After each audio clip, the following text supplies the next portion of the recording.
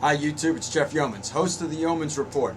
So I'm going to change up the format a little bit. I got to thinking about it and I got some feedback from a really close friend of mine that 15 minutes was just too long.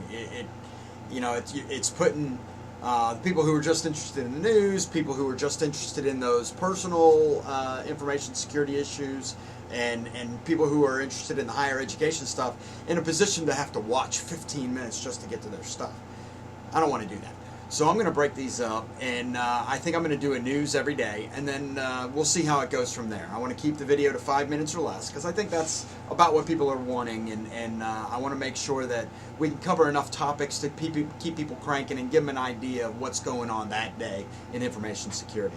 I also just got my green screen in, so hopefully you won't have to look at my installation anymore. And I'll be able to do some background stuff. So I'm going to play with that over the weekend. Without further ado, today's news. So yesterday we touched on a topic that Dark Reading covered also yesterday, and that goes back to the topic that I was discussing about breaches and records compromise as opposed to attacks. What they're reporting is that there is an increase in breaches, but a reduction, and I think I said this yesterday, in the number of records that were released, which is both good and bad, right? You don't want to be breached, but it's going to happen. You don't want to be attacked, but it's going to happen. And if you can reduce the number of records that have been released, your security team is doing their job. If you can't get rid of the attack vector, reduce the damage involved, and that's critical.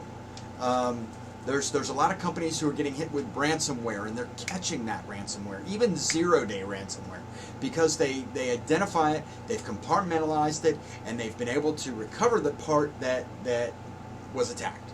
That's great news. Being able to not necessarily defeat the breach, but limit the damage of the breach. It's a great place to start. Eventually we'll want to get rid of the breach, but for this day and age, limiting the damage is key, and that tells me the security staffs are doing their job.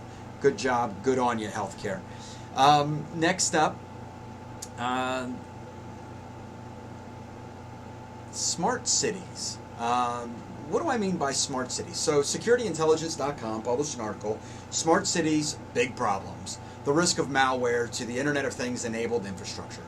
So if you don't understand what a smart city is, real quickly, imagine a garbage truck that tells you that you can pick up a half a dozen more houses and then gives you the directions to the closest dump so you can dump and come back, and tells you where you left off and where you picked up and where you haven't picked up and how much you picked up and the average weight of where you picked up, and it can absolutely tell you very, very closely what the most efficient path for garbage cycling is.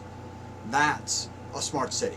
A smart city is when you pull up the city's app and you say, I need parking, you give it your GPS location and it says, here's the closest open parking space, I've reserved it for you, you can be there in 30 seconds.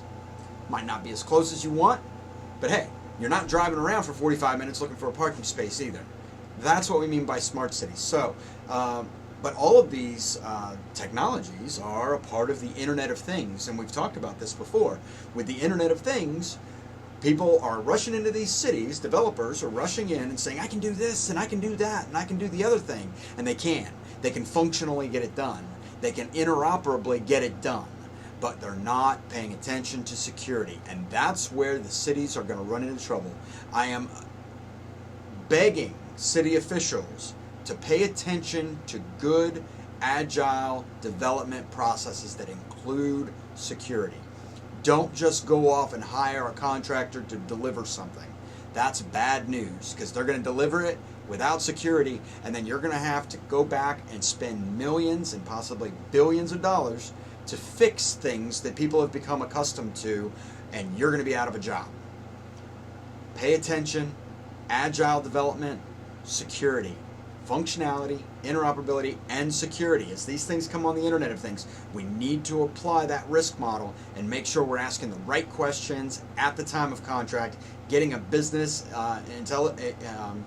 a business agreement in place that supports your security plan.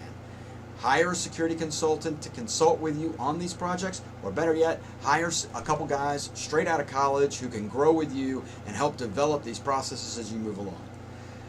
Anyway, next up, this is an interesting one, and this is privacy concerns. And what I'm going to start this off with is an old, not old, probably about 20 years ago, I heard this, and somebody said, the government is not going to come in and take your privacy away. You're going to willingly give it up. And it might not be the government in this article, but thehackernews.com just published an article with the title, Hundreds of Apps Using Ultrasonic Signals to Silently Track Smartphone Users. So people are downloading utilities, walking into department stores, grocery stores, what have you stores, and at the door, an ultrasonic signal's going off that we can't hear. But your phone can hear it, and your phone's telling people where you are, what you're shopping for, what department you're in, what aisle you're in, by the different tones. This is not make-believe, this is actually happening. Marketers are doing this today. They're expanding programs exactly like this. So when I say that this is happening, it's not make-believe, it's not imaginary. These are things that are happening. Now, and they're doing it to target ads to you. So you walk into the bed and bath section, and all of a sudden you get a coupon on scented candles. You didn't come in for scented candles, but shoot, I got a coupon. Why not spend more money and get some scented candles that are, made in China for 5 cents, sold here for $4.85, and you just got 15 cents off. I'll slow down. But there's serious privacy concerns here. Because as soon as you walk into that store and your phone picks up the tone, that tone's also telling them exactly where you are. Where you are and what you just walked into. So now you're being geolocated without giving geolocation permission to the app. All you did was give microphone access to the app.